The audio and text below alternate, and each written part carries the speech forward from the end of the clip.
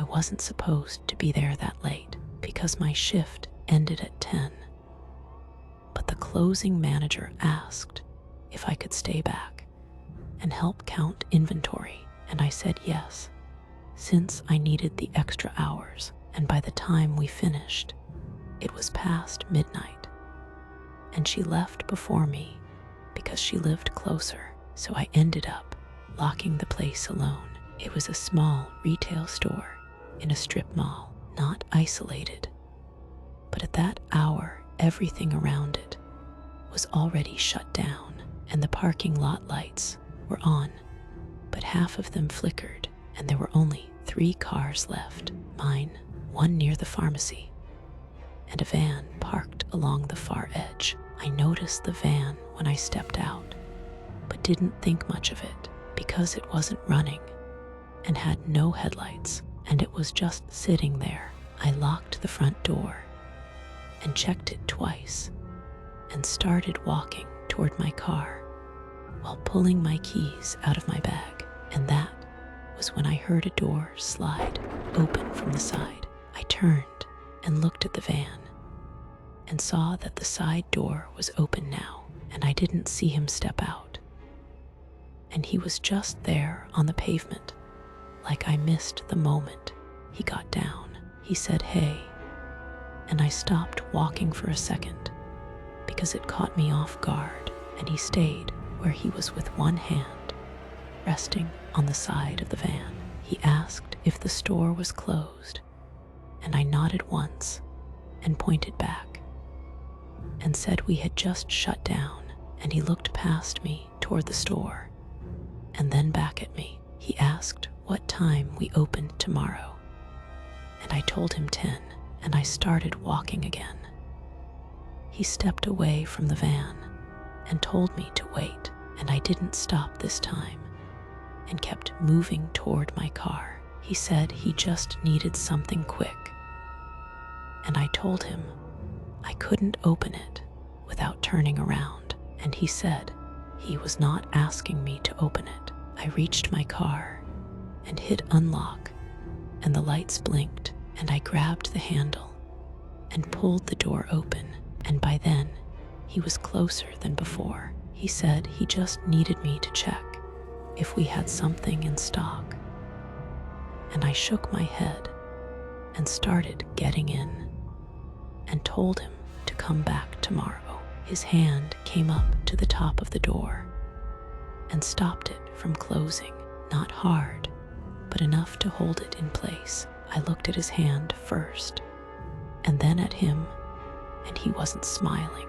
He said he would be quick, and I pulled the door toward me, but it didn't move because he kept holding it. I told him I couldn't help him, and he shifted his grip slightly, and I let go of the door and stepped back. That wasn't what he expected, and he stayed there holding it for a second before looking at me again and asking why I did that. I didn't answer and moved around the front of my car, and he let go of the door and followed without rushing and kept the same distance. He said I didn't have to act like that, and I kept walking, and my phone was in my hand. Now, even though I wasn't calling anyone yet, I got back to the driver's side and opened the door fast and got in immediately. And this time, when he reached for it, he was too late. I slammed it shut and locked it, and he hit the window once with a flat hand and told me to open it. I shook my head and tried to start the car, and it took a second longer than it should have. And then he moved in front of the car and stood there looking straight at me. He wasn't angry, and he wasn't shouting, and he just stood there waiting like he expected me to hesitate.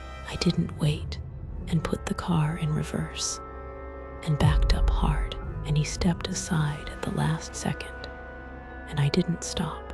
I turned out of the lot and drove straight onto the road without checking anything and kept driving until I reached a main intersection with traffic lights and other cars, and I stopped there with my hands still on the wheel. I checked my mirrors and didn't see anything behind me, and stayed there through one full light cycle before moving again. I didn't go home and instead drove to a 24-hour diner and sat inside for almost an hour, and I kept replaying everything, and the way he talked and the way he moved and how he didn't rush anything. After a while, I started telling myself it was over and that I got out early and that nothing actually happened. And then I went back to my car and unlocked it and opened the door. I stopped when I saw the passenger door slightly open, not wide, but enough to notice, and I stood there trying to remember if I had left it like that. I knew I had not, because I always check every time, and I didn't get in and stepped back and looked around the lot, but nothing felt off and no one was nearby. Everything looked normal, and I closed the passenger door slowly and then went around and got in on the driver's side and locked it immediately. And I didn't sit there and left right away. I didn't go home that night. And the next morning, when I checked my car in daylight, there was a mark on the inside of the passenger door near the handle, and it looked like someone had held it from the inside, not scratched and not broken, but just used like it had been opened from there after I walked away from it.